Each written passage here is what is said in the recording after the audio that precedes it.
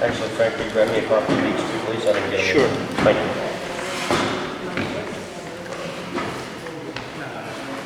Here, JD. Remind me later. Sorry, excuse me.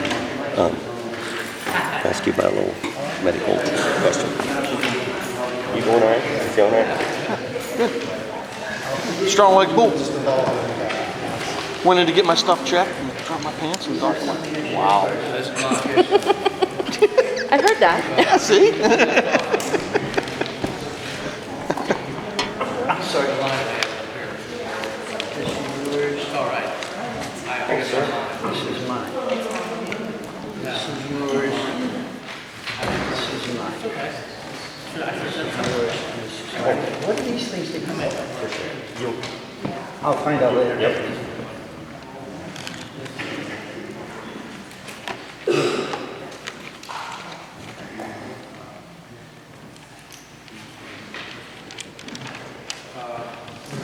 No, they're all.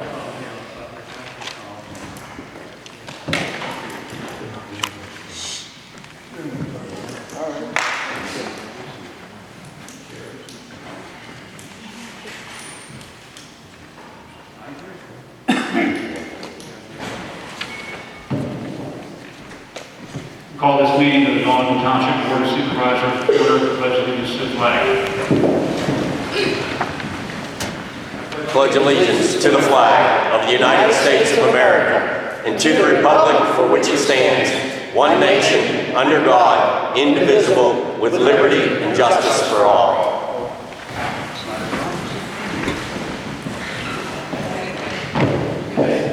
Anybody didn't get the copies of the agenda or minutes? You want, Charlie, you want to compare or go back to the government? Minutes?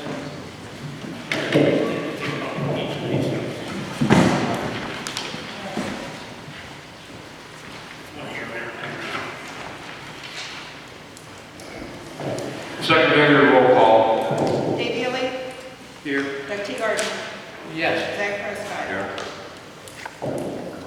Public comment on the items on the agenda and non-agenda items. How are you doing today?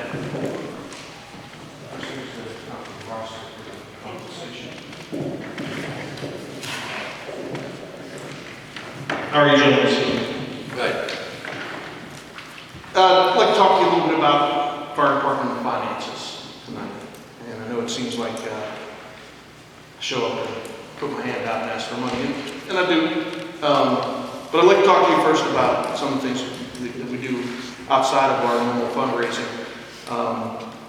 Our yearly budget right now stands at $70,000. This year we're on pace to actually bring it to our normal fundraising about $72,000.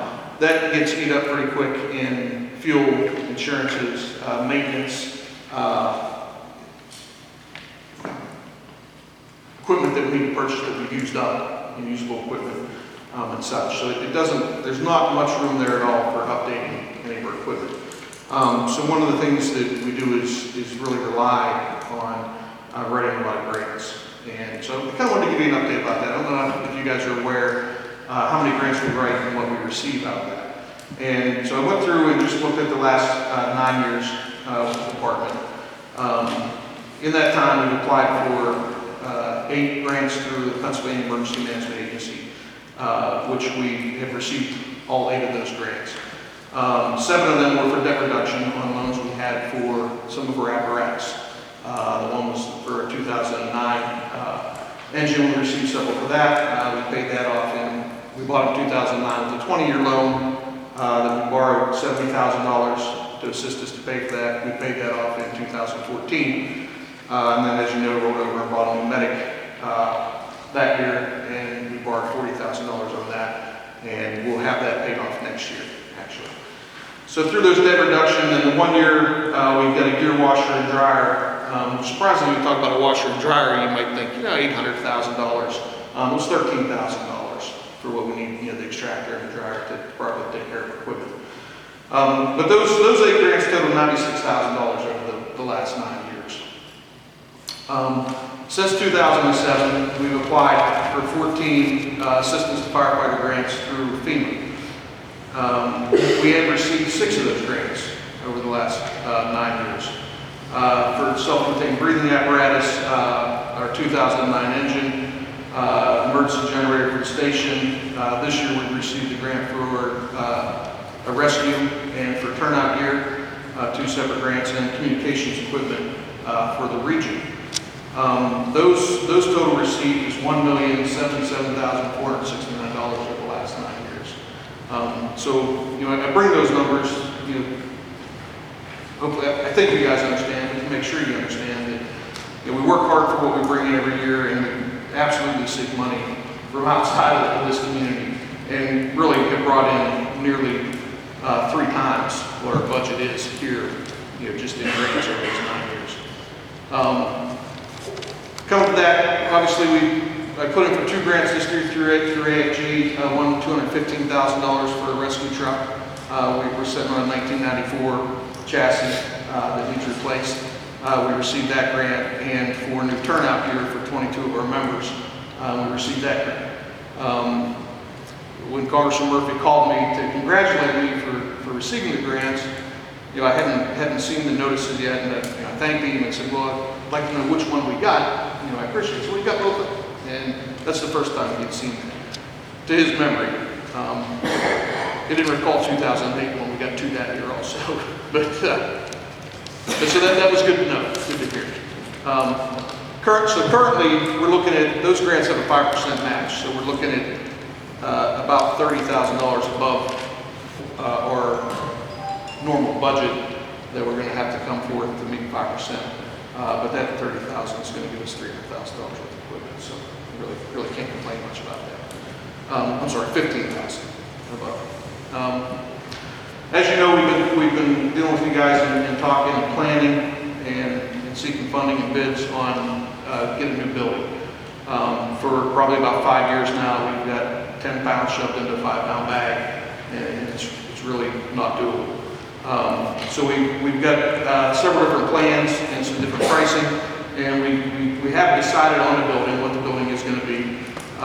We have had to cut some things off of the building because of the cost to get it down to where we think we can obtain the funds to do it. We're looking at a 50 by 80 foot building, 4 bays, going next to our building, where eventually it will be connected to our building. Initially, it won't be connected because that connection was a $93,000 option. So we lumped that off to get a cost out where we can handle it. That's for the building components and materials was $68,450. For constructing that building is $46,600. There's $179,250 worth of concrete going into that building. And then electrical, we're still haven't got the final prices back on it. It looks like it's going to be around $12,500, but that's still a lot of work. And then about $20,000 in the heating for the building. That brings us to $326,800 plus whatever permits we need and whatever we need to spend on the demolition of the current structure there. Currently, we have on hand that has been put aside $90,000 in our pocket going towards that building. We're currently searching and talking to some different companies and different industries, looking for some help with that, and looking for some other grant opportunities also. They're much more difficult on buildings. As you guys know, I think you guys have checked into that. There's a whole different animal when you start talking about grants for buildings. AFG has some building grants, the assistance firefighters grants, but then you have to put so many things into it that we really don't need, that it drives the cost up double, more than double what the building should be costing. So that was kind of out. But we're looking for about $40,000 to $50,000 more dollars from outside industry or from outside companies. And you guys have been more than supportive over the years, and through the last couple of years, especially through this endeavor. But we're looking for you, hoping that you might commit $60,000. $60,000 will put us with the other 40 or to 50 is going to put us over that halfway point where we can borrow the second half, or 2 of the grants that we're looking at require a 50% match. So that would get us to where we need to be to move forward on either of those fronts. Like I said, I appreciate all the support we have. And, you know, I hope that that continues in the future.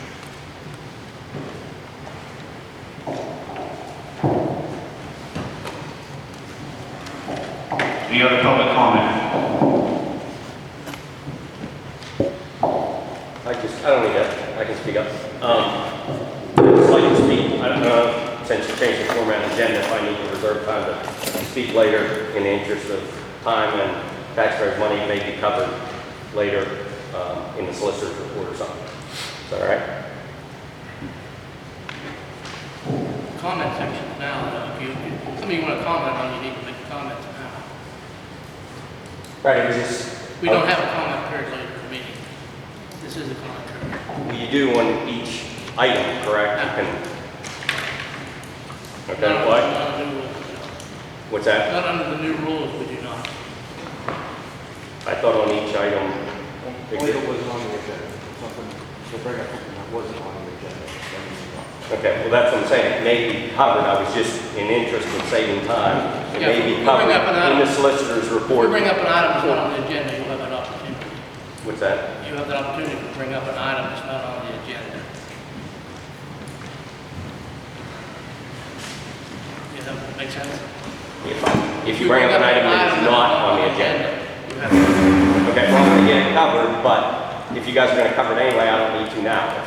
If I can just reserve the right to speak before the meeting's over, that's all. Let's just speak now. Okay.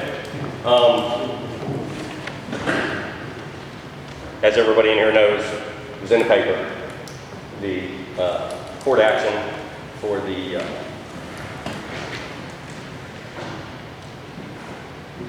injunction against, stop the zoning, all right?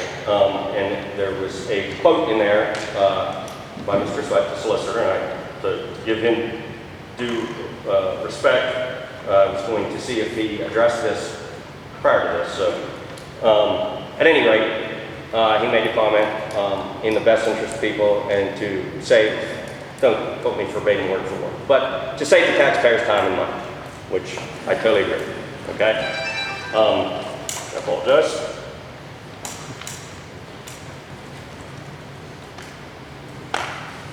In some of the discovery in the right to know that everybody's up in arms about, that it's costing the taxpayers time and money, okay? I understand that, but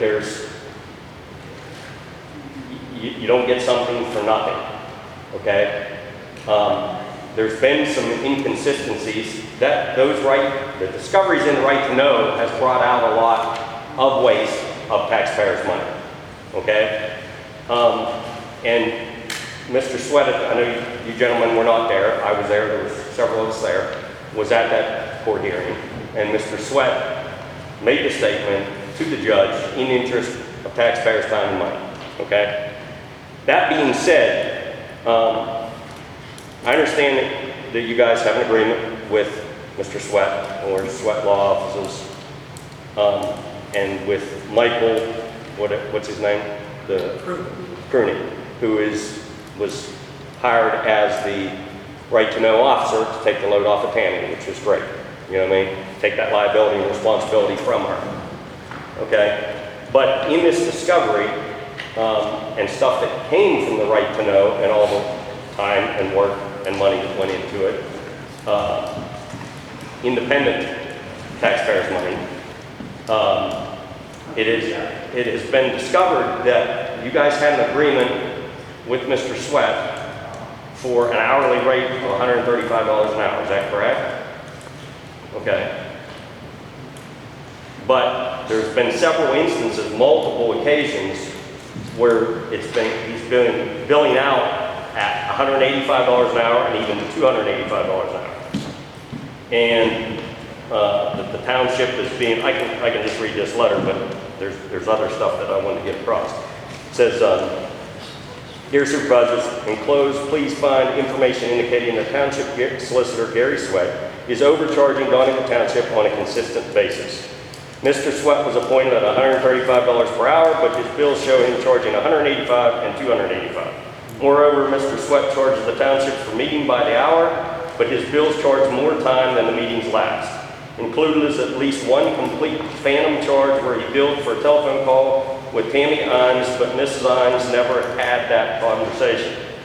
If there's a legitimate reason for the overages, we trust that the supervisors will provide a reasonable explanation at the next public meeting. If there's no legitimate reason, then we trust supervisors will take appropriate steps to recover those overages on behalf of taxpayers. I would go one step further and say that I'm sure that if Mr. Sweat, in interest of the taxpayers' time and money, would have the secretary, I know you don't handle the billing, have the secretary go through it, see that these, and we can provide you with a copy of this, which I will right now, excuse me, that this is in fact true. I'm sorry, I was on one copy. Have her go back through and see that is true, that you will make the proper adjustments and credits to the township. In addition to that, I would say, I saw stuff in there where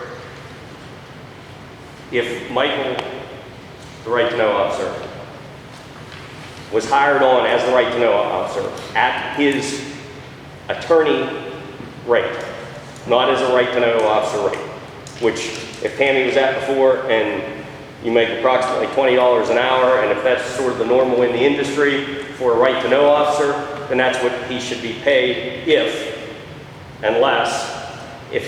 he's billing us at the attorney rate, which he is for the right to know officer.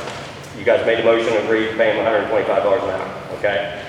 There's charges in there where he had conversations with Gary about right to know stuff, and we got billed both attorneys' hourly rates for them to have a conversation. So I would suggest that, that's double dipping, that either if he is competent to handle the right to know, which I'm sure he is, and he should, and we're paying him an attorney's rate, that he should be able to take care of that himself within that rate and should not have to consult Mr. Sweat. And if he does, that's fine, but that should be on their dime, not the township's dime. We shouldn't have to pay two attorney rates, 125 to him, 135 to Mr. Sweat, for the same, to have a conversation about something that he's been charged with and tasked with. I think that's more than fair and reasonable. Also, I noticed in there that Mr. Sweat charges a $200 a month retainer fee. Correct? Yes.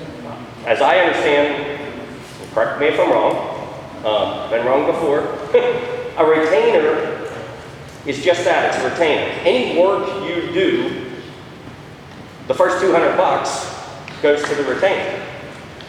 There shouldn't be the retainer by itself plus the charges. You guys are paying both.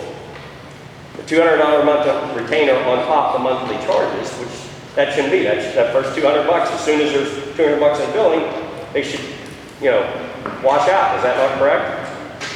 No, It's not correct? we're not engaging in our rules. No permit to engage our questions that correct. Good finish your point. Okay, well, I was giving you an opportunity. You're not taking my deposition in your comment time. It's a great big mistake. No, I wasn't doing that at all. I was trying to give you the courtesy to explain and contribute, and if I'm wrong, My so turn is coming. Okay, well, that's why I figured you may address it in the solicitor's report. As you recall, I asked to speak after your solicitor's report to address it then and give you the opportunity to address it prior to that. Okay, so thank you. Any other public comment? Yeah, I do. I have a question. You made a comment on new rules. What Yeah. are the new rules? We adopted a set of meeting rules, I want to say probably 2 or 3 meetings ago, as a resolution by the township that states the rules of order and so forth for our public meeting. And how do I go about getting the rules to me? She can give you a copy. I just got it 2 months ago. Were you here at the meeting? I don't have to be in the meeting. Well, if you want. I live in West Virginia. Okay. Should That be- means I don't have anything else to say tonight. If you have a comment on the agenda, you can comment. That's what the I public don't hearing is have for. any comments. I just need to go whenever you get a chance to know. See her on the website. Mike Wallen.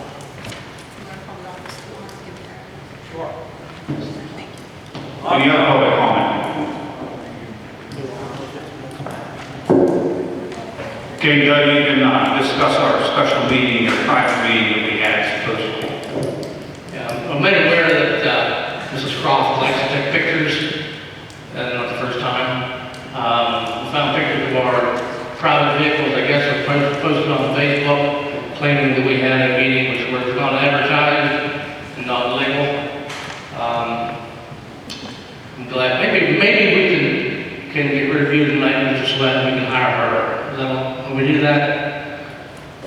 Under the statute, under Pennsylvania law 65, Pennsylvania Consolidated Statute 708, subsection B, describes when you can have executive sessions.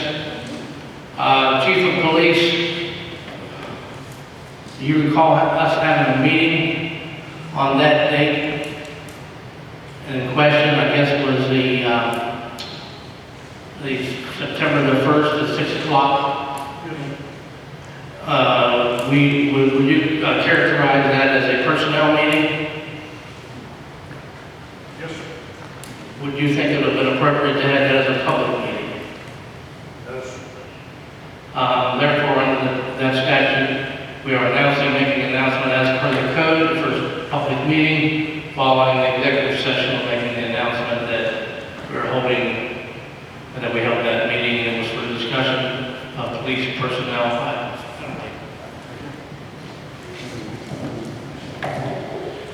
Motion to approve the minutes of August 2010, 2016. August 10, 2016. Second. Dave? Yes. Doug? Yes. Zach? Motion to accept treasurer report, pay bills, and sign checks. So moved. Second. Dave? Yes. Doug? Yes. Zach? Planning Commission, when you want to talk about compressor station, or just have them come up? All of the board was asking that include all the board findings that was just went through that. See further findings on the master plan. No, we're talking about the compressor station. Well, of course, Yes. we reviewed all the information provided. You know, it's not a presentation. You want to come up, sir? Sure.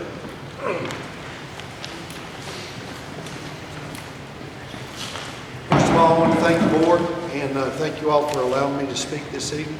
My name is Floyd Osborne. I'm with Columbia Pipeline Group, who actually the owner of this property is Columbia Gibraltar Gathering. And as most of y'all probably know, we are currently constructing a 36-inch pipeline. We're currently constructing a 36-inch pipeline through Washington County, Donald Township, and West Finley, all the way down to Majorsville.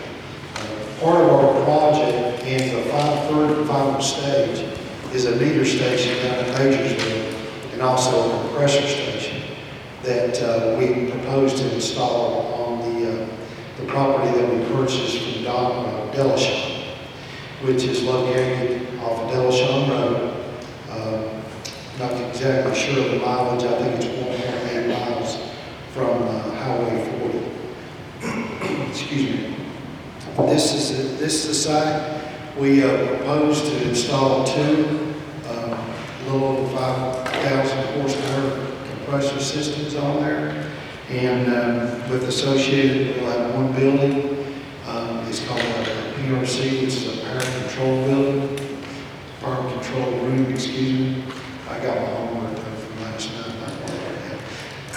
So, sorry. Right now, we submitted a preliminary plan to the Planning Commission last night with a site grading, and we asked for their approval, and they granted the preliminary approval on So we're currently having our stormwater and other permits run through Washington County. And as soon as we get those complete, then we'll be able to proceed with our plans. I'll be open to any questions. In relationship to the cabin, or I don't know if it's still a cabin on that property. It's gone. It's gone. What Yes, about the lake? The lake is still there. And what's your plan as far as it goes? You doing away with it, or? As far as I know, it's going to stay. The next part of the property was in clean green, and it's going to stay after we get the construction done. We'll have to redo our application with the state or with Washington County, but the rest of it is going to stay as forested land under clean green. So we're not going to, we have no plans to disturb that area. So if you go fishing down there, I don't know about it. I haven't for a long time. I heard there was some pretty good fishing down there, the guys from Dell Shops. And you bought the entire parcel? Yes, sir. Does that go from Delshon Road to Wellham Valley to Nuclear Road, or is it not? No, sir. Is that It's borders, there's two tracks at Dellshine under there, and we bought one of them. They still own They one still own track. the track? Yes, sir. And we're readjoining Mr. Ditter's property. In conjunction or where the house or cabin stood, where is the compressor station in regards to that? The cabin was down in the hollow, Yeah. and we're up on the ridge, right up from there. How far off the highway? It's approximately 350, 400 feet from the Dellshine Road.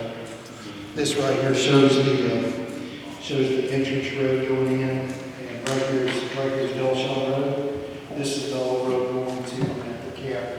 One of the questions that was asked last night was the decibel of the sound that would come from that. And I can't remember, did you say 50 or did you say 60?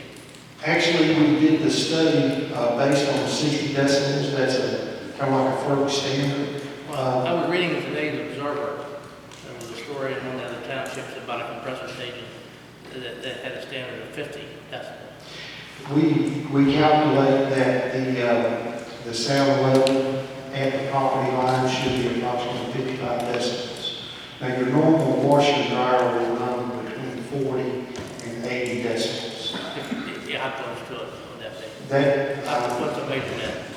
that's the property. Up the property line? Yeah, that's the property line.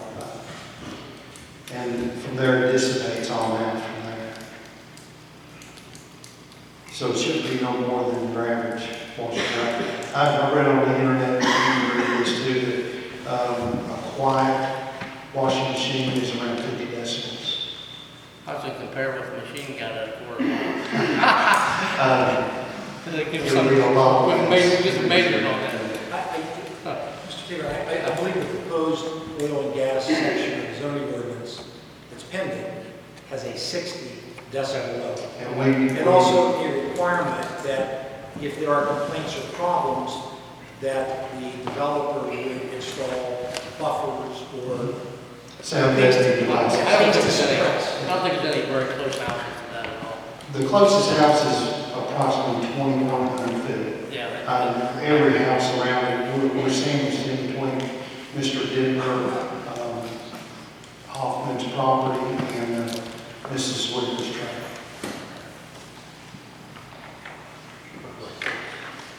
Sure.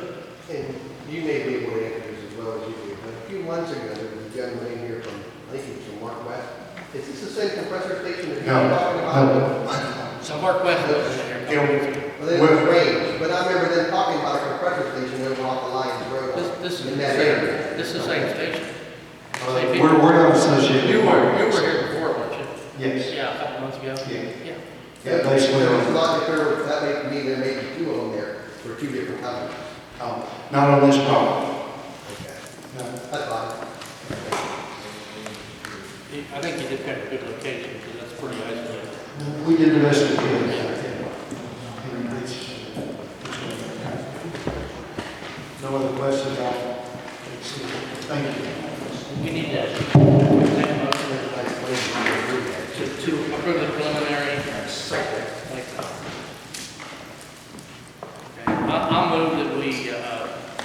approve the preliminary site plan as presented.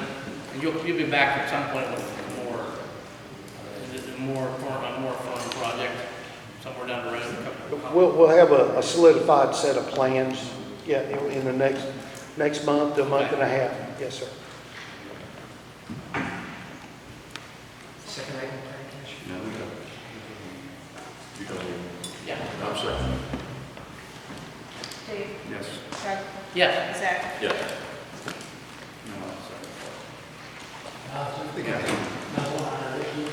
You want to use the mic? Last night, planning commission met, and we talked about what really is going on with planning and zoning. And we talked about the planning committee was set up for it, is now, absent, we're not worried about that. And all we asked was, if there's any continuation, planning and zoning, then it comes back to the planning. We'll review it, and we'll take care of it. The members that were there tonight, there were 6 of us there tonight, 11 and 8. We all voted, we all agreed, we just simply want it back to us. Okay?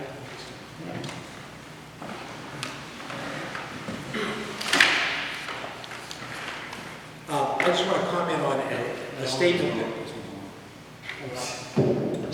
that was attributed to me in the Observer report. And this followed the hearing before Judge Podolsky. And as many of you know, it was a motion for a temporary injunction and also a complaint for declaratory judgment, seeking court guidance on whether or not the township would proceed with a planning committee as the planning agency for preparing the zoning map and the zoning ordinance without creating the planning committee with an ordinance. And at the direction of the township supervisors, as solicitor for the township, I entered into a stipulation and agreement with Mr. Furman, the attorney for the moving